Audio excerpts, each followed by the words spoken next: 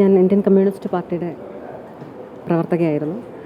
എന്നെ സംബന്ധിച്ച് ഐക്യജനാധിപത്യ മുന്നണിയുടെയും ഇൻ്റർനാഷണൽ കോൺഗ്രസിൻ്റെയും ഭാഗമായി മാറുക എന്ന് വെച്ചാൽ ഇന്ത്യ മുന്നണി ഈ ഭാരതത്തിൻ്റെ എല്ലാവിധമായിട്ടുള്ള ഐക്യത്തിനും അഖണ്ഡതയ്ക്കും വേണ്ടിയെടുത്ത നിലപാടിൻ്റെ ഒപ്പം തന്നെയാണ് ഇപ്പോഴും സഞ്ചരിക്കുന്നത്.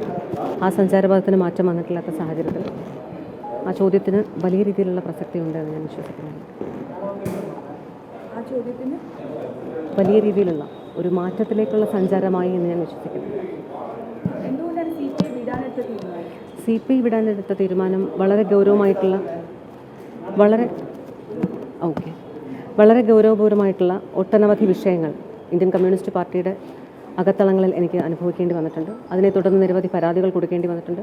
അഴിമതിക്കെതിരെ നിലപാടെടുത്തു എന്നുള്ളതുകൊണ്ട് ആഭ്യന്തരമായി ഒരുപാട് പ്രശ്നങ്ങളെ അഭിമുഖീകരിക്കേണ്ടി വന്നിട്ടുണ്ട്.